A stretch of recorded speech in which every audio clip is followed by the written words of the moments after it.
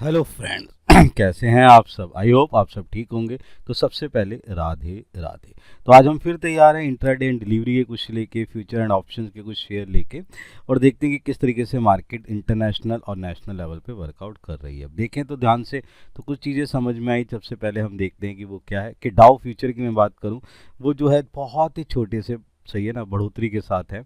और नेस्डेक की बात करूं, नेस्डेक फ्यूचर की, डाउ फ्यूचर और नेस्डेक फ्यूचर दोनों से थोड़े से बड़े हुए हैं। डाउ फ्यूचर 0.11% है और नेस्डेक जो है 0.19% है। एस एंड पी फ्यूचर की बात करूं, वो जो है थोड़ा सा जो है अपने अंदर एक चेंज लेता हुआ जा रहा है। वो भी थोड़ा सा बढ़ा हुआ है 0.12%, मिला जुला, लेकिन इतना ज़्यादा बढ़ा हुआ नहीं है।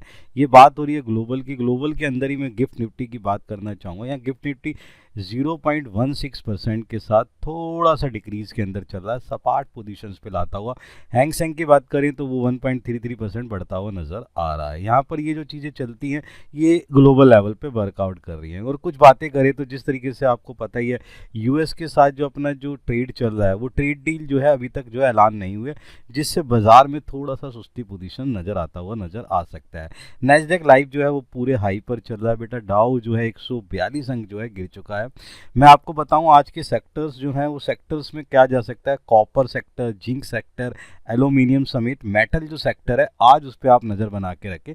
हो सकता है मेटल सेक्टर आज बढ़ता हुआ नजर आए। एफआईआई की जिस तरीके से 3,197 करोड़ की बिकवाली हुई है, और डीआई की जो 10 दिन से लगातार खरीदारी हुई, बहुत ही अच्छी नज़र आती हुई नज़र आ रही है। आज मैं कहूँगा कि आप बैंक सेक्टर पे भी थोड़ा सा ध्यान दे सकते हैं। बैंक सेक्टर भी थोड़ा सा बढ़ता हुआ नज़र आ सकता है।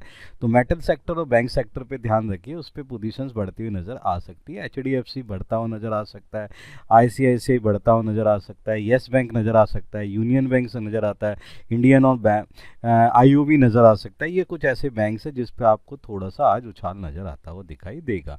तो मैं बात करता हूँ कुछ ऐसे शेयर की जिस पे हम काम कर सकते हैं। जैसे सबसे पहला भाई हमारे पास पंजाब एंड सिंध बैंक है, जिसके अंदर बेटा जो इंटरेस्ट रेट है जो बढ़ के आया है, वो 900 करोड़ रुपए तक आ चुका है, और 5.9 जो है परसेंट बढ़कर आया है।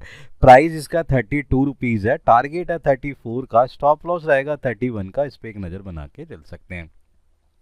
फिर है हमारे पास मैस्टेक का बेटा। इसका जो मैंने देखा, फंडामेंटली मैं पढ़ रहा था, क्वार्टरली पोजीशन जो बढ़ के आई है वो बहुत ही बढ़िया है। इस पे जो है 92 करोड़ का जो इनकम आया है, जिस तरीके से बट्टा लेवल जो है बहुत ही अच्छी पोजीशंस पे नज़र आया है। यहाँ पर जो बेटे इनकम है वो क्या है, 915 करोड़ के करीब पहुँच गई है, जो पोजीशन बहुत ही अच्छी नज़र आ रही है पिछले बार के मुकाबले। प्राइस बेटा 2,493 है, टारगेट 2,670, स्टॉप लॉस रहेगा 2,420 का। मैस्टेक की बात कर रहे हैं। नेक्स्ट बात करते हैं हम अपने के अंदर, तो वर्लपूल बेटा मुझे बहुत ही अच्छा लगा। इसको मैंने टेक्निकली चार्ट बहुत ध्यान से देखने की कोशिश करी। तो 29, अगर मैं देखूं इसकी जो मैं देख रहा 29 कैंडल्स की पोजीशंस के अंदर, उसके अंदर जो कंसोलिडेट नज़र आया, मतलब ट्रेडिंग डे वन डे की बात कर रहा हूँ, तो उसके अंदर 29 के अंदर जो ब्रेकआउट आया वो बहुत ही अच्छा आया है।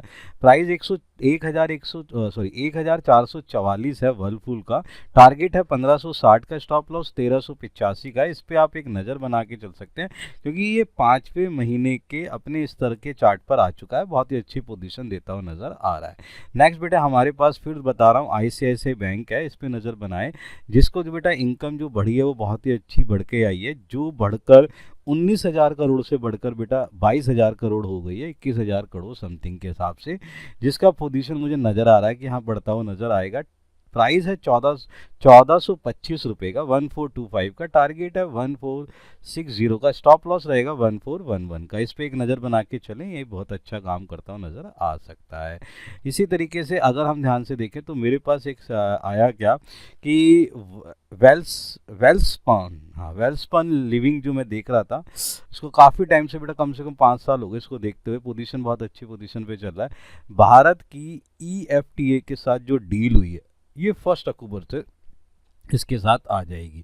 बेटा डील का मतलब क्या हुआ, टेक्सटाइल के अंदर, फुटवेयर के अंदर, टायर्स के अंदर, ज्वेलरी के अंदर जैसे सेक्टर में इसका फ़ायदा होने वाला है। 142 प्राइस है, 149 टारगेट है, 141 हमारा क्या रहेगा, स्टॉप लॉस। एक अच्छी पोजीशन में चल सकता है। इंडिया मार्ट की मैं बात करूं, बहुत ही अच्छा प्रॉफिट निकाल के लाई है, 114 से सीधा बढ़ के 154 करोड़ आई है, बहुत ही अच्छा पोजीशन निकाला है इसने। और इंडिया मार्ट ने जो अपनी इनकम है वो क्या है, 331 से 372 बढ़ा दी, बहुत ही पोजीशंस पे निकल के आई है।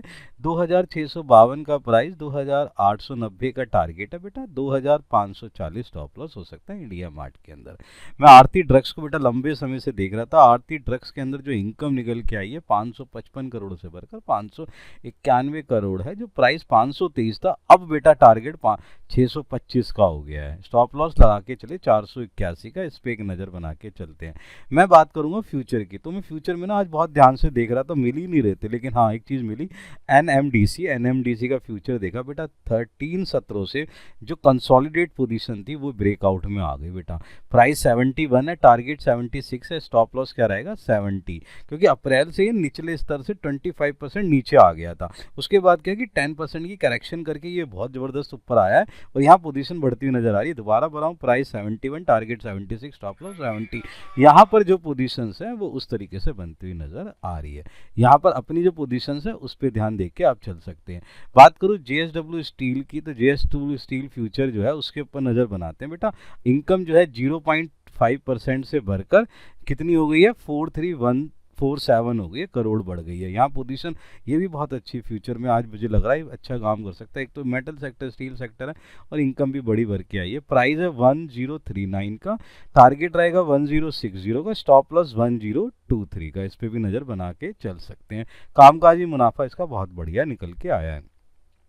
अच्छा, ऑप्शन सेक्टर में मेरे को इन्फोसिस मिला, 1600 का कॉल लेके चलना है, 36 रुपये के 36 रुपये 95 पैसे का बेटा इसका प्राइस होगा।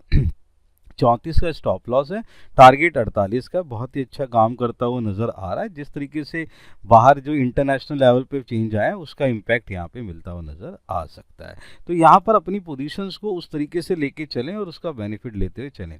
मैं करूँगा सेल की बात, SAIL, इसका जो कॉल लेना है 140 रुपये का मिल जाए, 140 का कॉल होगा बेटा, सेल 140 का, इसका स्ट्राइक प्राइस 140 है और स्टॉप लॉस बेटा 1 लगाना है, टारगेट आपका 4 रहेगा। इसमें भी बहुत तेज़ी से कंसोलिडेट पोजीशन जो है बदलती हुई नज़र आ रही दिखाई दे रही है। बात करूँ फंडामेंटली में, तो फंडामेंटली में हमारे पास जो आ रहा है बेटा, आप 9 महीने 6 महीने के ले सकते हैं। L&T फाइनेंस 203 का प्राइस 250 का है, 9 महीने तक रखे, इनकम ज़बरदस्त तरीके से निकल के आई है, बहुत ही अच्छी पोजीशन करता हुआ नज़र आ रहा है। ये कुछ ऐसे हैं शेयर जिस पे हमारी नज़र अपना फ़ायदा उठाते मिले। देन मिलते हैं अपनी नेक्स्ट सीरीज़ के अंदर। Good bye.